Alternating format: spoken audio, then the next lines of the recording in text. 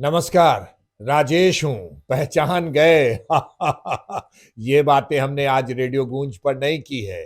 ये बातें आज हम सीधे सीधे आपके इस वीडियो में आपके लिए लेकर आ रहे हैं। हाँ, राजेश हूं, जैसा कि आप सभी पहचान भी गए होंगे।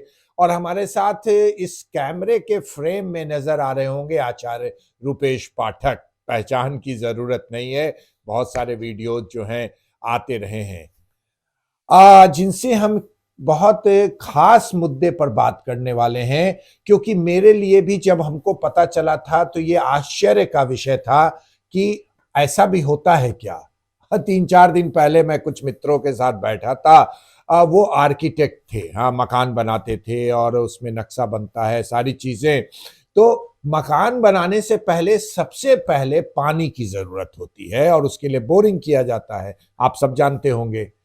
लेकिन जो खास बात है कि धनबाद की घटना वो लोग बता रहे थे, जो 300 फीट तक नीचे चले जाने के बाद भी पानी नहीं मिला।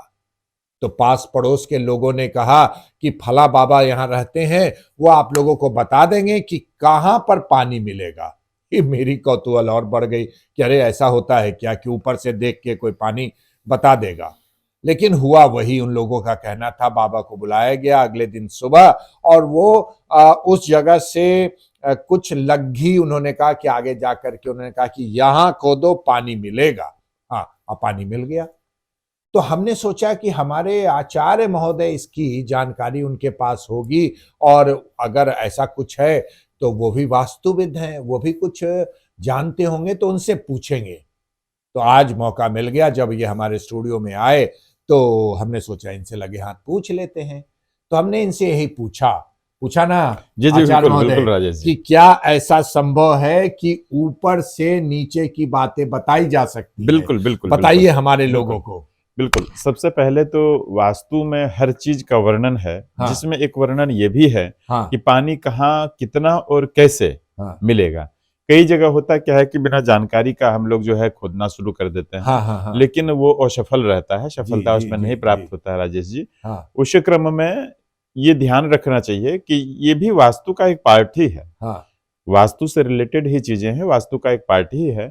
और वहाँ ये सारा कैलकुलेशन है राजेश जी। जिस तरह से हम लोग देखते हैं, मोटा मोटी आज के डेट में हर व्यक्ति वास्तु को समझते हैं हाँ, और वो समझते हैं कि किस कोना पे पूजा का स्थान होना चाहिए, कहाँ पानी होना चाहिए, कहाँ शयन कक्ष होना चाहिए, जी। कहाँ जो है किचन होना चाहिए। हाँ, हाँ। लेकिन उनको ये नहीं पता होता है कि प्रवेश द्वार से कितने डिग्री पे हाँ। पूजा का स्थान होना अच्छा, चाहिए। ये भी सब कुछ जी है वास्तु बिल्कुल में? हाँ, बिल्कुल। हाँ, जैसे होता है ना कि 9:58, हाँ, अगर वो 2 मिनट अगर आ जाएगा तो वो 60 हो जाएगा। हाँ।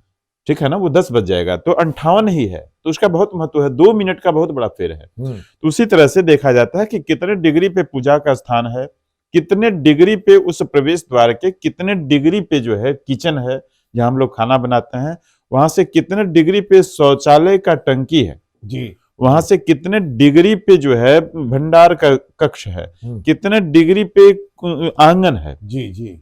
उसका विशेष प्रभाव पड़ता है राजेश जी। इसीलिए कहा जाता है कि वास्तुविद के अनुसार, वास्तुविद को दिखा के, वास्तु के अनुसार चीजों का, सब चीज को दिखा के हाँ। उसके अनुसार ही घर का निर्माण कराएं।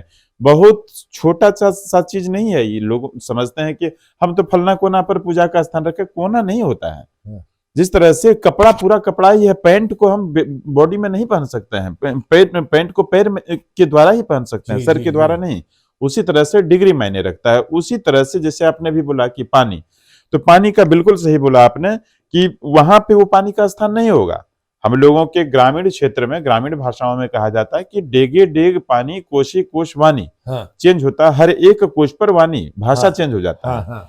और हर एक डेग पे पानी चेंज हो जाता है। पानी का स्वभाव, पानी का रूप, पानी का स्वरूप, पानी का टेस्ट, हर एक चीज चेंज हो जाता है। हुँ। उसी तरह से वहां पे जहां पे पानी नहीं हो सकता है वहां से आधा किलोमीटर पर पानी नहीं होगा, लेकिन हो सकता है वहां से एक बित्ता आगे अगर किया जाए, उसका शोध है, उसका निरीक्षण है, उसको हम लोग जो है कई बार तो मिट्टी को हाथ में लेके सूंघ के उसको हम लोग चेक करते हैं, कई बार पांव रखने के बाद वो चीजों को महसूस करते हैं, कई बार चीजों को लेबोरेटरी में भेज के उसके बाद टेस्ट करवाते हैं। आप लोग कैसे, वास्तुविद कैसे बताते हैं? वास्तुविद हम बताए आपको हाँ, ना, ये 3 तरीके से हम लोग करते हाँ, हैं। पहला प्रक्रिया है कि उसको पग से, हाँ, उसको डेग से पैर नाप से, के, डेग से, हाँ हाँ डेग हाँ से नाप के उसको टेस्ट करते हैं। वहां नहीं समझ में आया तो मिट्टी को फिर हाथ में लेके उसको सूंघ के हाँ उसका सुगंध, उसके द्वारा जो सुगंध निकलेगा उसके द्वारा हम लोग टेस्ट करते हैं।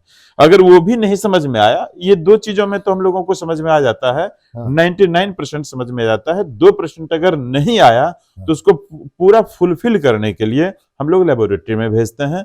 वहां से जो आता है तीनों को मिलान करके फिर उस जगह पे हम लोग जो है एकत्रित करके वहां पे हम लोग प्रारंभ करवाते हैं। वहां पानी कोई काट ही नहीं सकता है। माय गॉड, देखा आपने, कि मेरे लिए ये कौतूहल का विषय था।